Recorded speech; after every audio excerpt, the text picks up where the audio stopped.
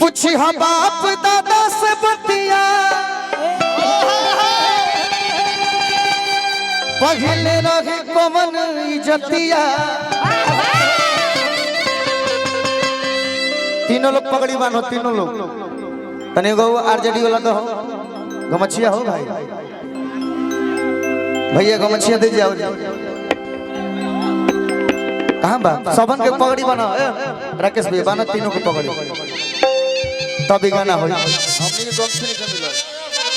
हाँ हम ना राकेश भैया बने एगो बचल भी है बनवा। ये गाना अपने आप में एक इतिहास है। बांध तू ही बांध, इसलिए मैं ये गीत बांध अपन बांध असही है के टाइटल लगाई तो पगड़ी बांध सुशील भैया मंच रिटर्निंग उठाइले रहा।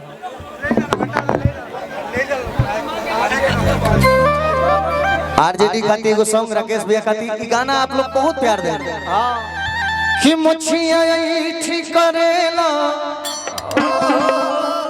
अरे फुटनिया होए बबुआ बाबा चल बाबू कि लालू जी के देनिया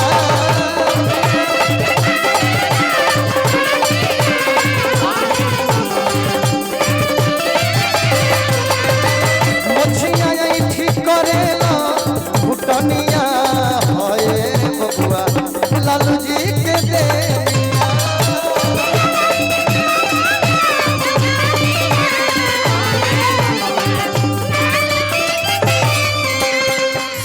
लालू जी के देनिया हो लालू जी के देनिया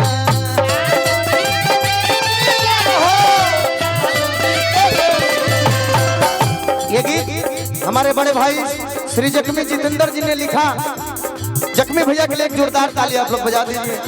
और इन्हीं ने लिखा था जेलवे में भइल जेकर जनमवा सुनले हो जादू जी के नाम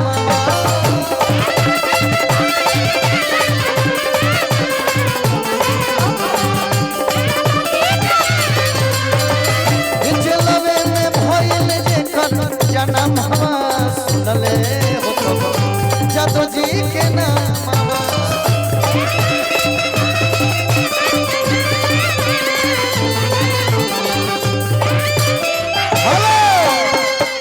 पापी कंस रहे जे कर मामा सुनले हो जादू जी के नाम।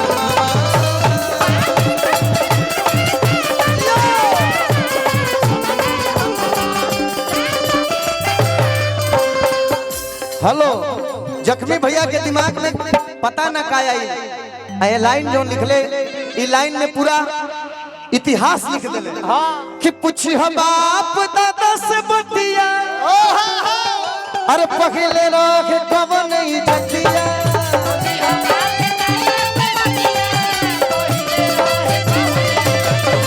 हेलो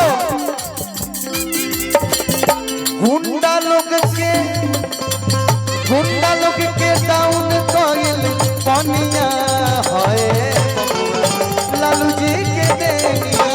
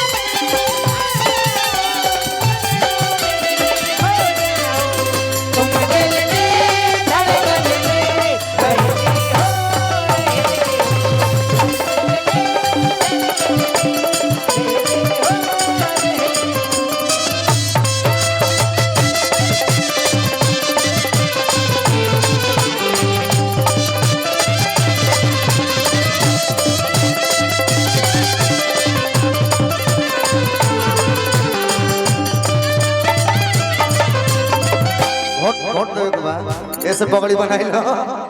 अगला लाइन, अगले लाइन में जान क्या है? लालू जी लड़ैया लड़ले, अरे अरे जलबो जाए से न डरले। लालू जी लड़ैया लड़ले, जलबो जाए से न डरले।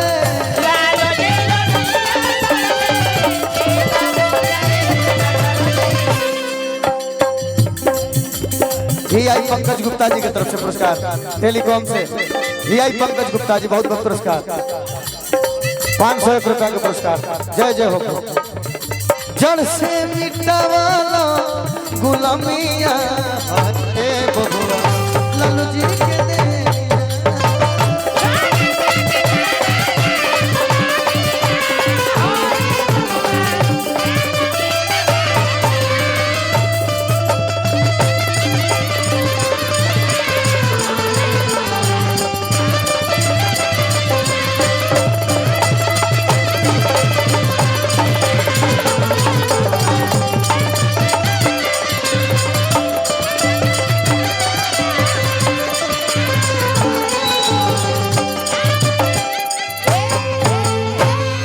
एक बाद 2 गीत के बाद हम चल रहे हैं और 2 गीत